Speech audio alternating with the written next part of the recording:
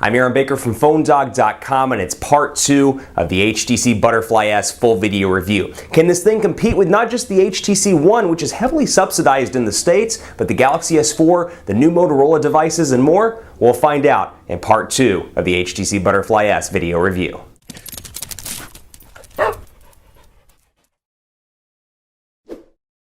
It's part 2 of the video review of the HTC Butterfly S, a new smartphone from HTC, and while we're not yet seeing it in the United States, on a carrier you can pick it up unlocked through specialty retailers like Negri Electronics at negrielectronics.com. So this thing is the next generation of the Butterfly line, and it brings together a lot of the great features of the HTC One, but perhaps you don't want the metal build quality or the screen's a little bit too small for you. The Butterfly S is the go-to device for you. Just to give you a quick recap on specs as we start part 2 of this video review, this thing is packing a 1.9 gigahertz quad-core Snapdragon 600 CPU. It's got 2 gigabytes of RAM, a 4 ultra-pixel camera on the back with 1080p HD recording, a gigantic 3,200 milliamp hour non-removable battery in the back here, so you've got a nice big battery to get you through the day, and a little bit more if my tests are correct. You got that, you got your 5-inch 1080p HD display, so bringing the display size up to the Galaxy S4, very important in my mind, because I think 5 inches is a great sweet spot for a lot of people, and when you look at the Galaxy S4 versus the HTC One, you do notice a little bit of the screen size difference.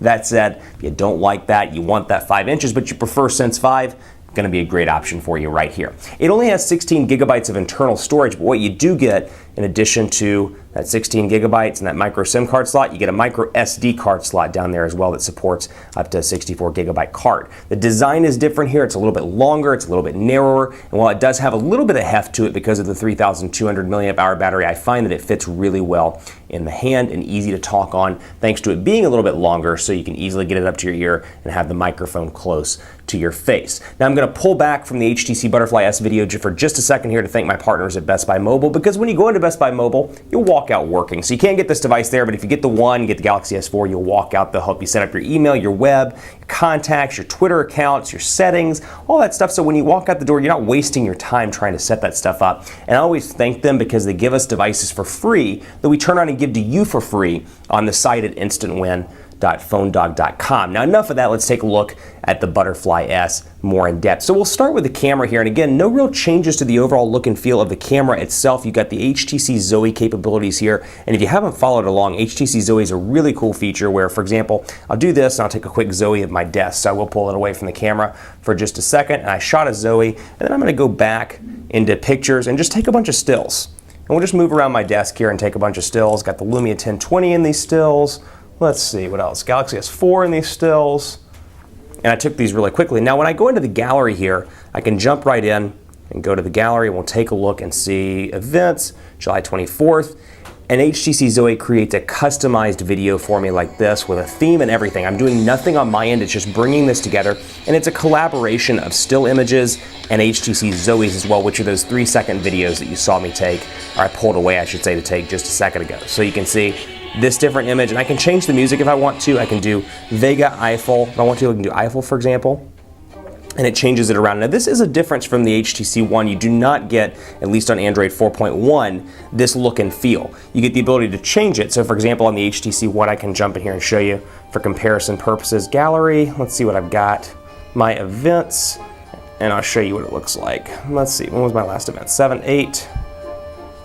And you can see, just as a comparison, the cat, it looks like that. So you can see the difference between the menu look and then the actual look here where I can switch and see pictures real time of what it's going to look like. But really a cool feature, and you can share those as well with your friends on Facebook, and that's a pretty cool little thing that it comes with Sense 5, Blink Feed, and the other one, or excuse me, Zoe, and the other one is HTC Blink Feed, which you're seeing right here. Now from here, I can get easy access to my Twitter, my Facebook, now in Android 4.2, my Instagram feed, and then news that matters to me. So if you're like me, you're sitting in New York because you travel all the time, you're waiting for a cab, and you want to quickly check your Facebook or your Twitter, but you don't have time to open up the applications, what you can do is come into your Blink Feed here, check your news, see what's going on, see stuff from politics, see stuff from PhoneDog right here.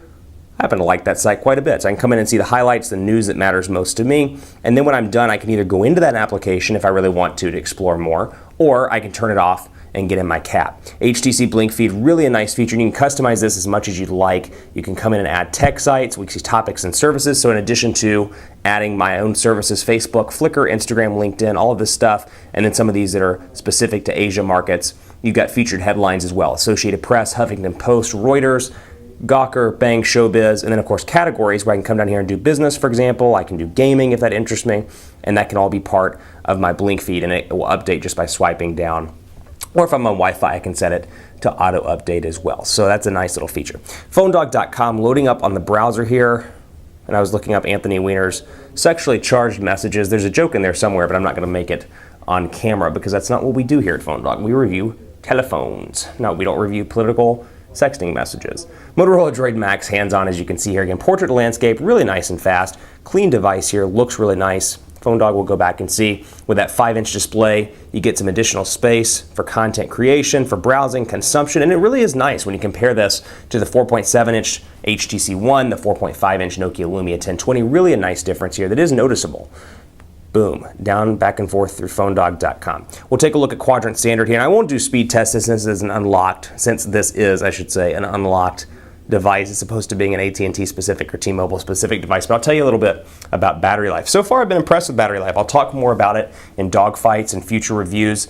Maybe I'll do a 1 month later piece with this device, but I've been really impressed. 3,200 milliamp hours is a little bit more than what the Galaxy Note has. It's more than what the LG Optimus G Pro has. It's an impressive battery, excuse me, all around for a device with a 5-inch display. Yes, it's 1080p, but still really an impressive battery all around. I can make about 33 hours with moderate use. With my moderate use, I make it well into the next day before the device requires a recharge, but I still want to give it a few more cycles before I give conclusive battery numbers. So take that with a grain of salt. That said, I've been really impressed so far with the battery.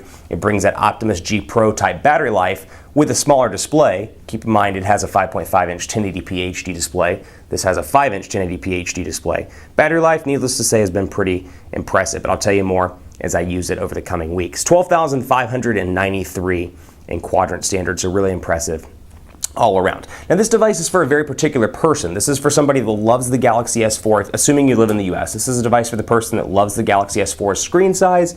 They love that HTC look and feel though. They don't want to sacrifice HTC Sense 5 or HTC's build materials, but they want that device with a bigger 5-inch display and a decent battery life. This is going to be an ultimate unit for you. That said, this thing is pricey. This thing ranges at about $800 unlocked, so it's not a cheap device by any stretch of the imagination. You knew I'd get that quote in there somewhere. By any stretch of the imagination, but still a really nice device all around that you can get from Negri Electronics for about $800. So if you're up for spending the money, the HTC One just doesn't do it for you, but you love you some HTC, gonna be a great unit for you, and it really is an impressive smartphone. Keep it locked on PhoneDog.com for more on the HTC Butterfly S. I'm on Twitter at PhoneDog_Aaron. I'm on Facebook at Facebook.com/HiAaronBaker.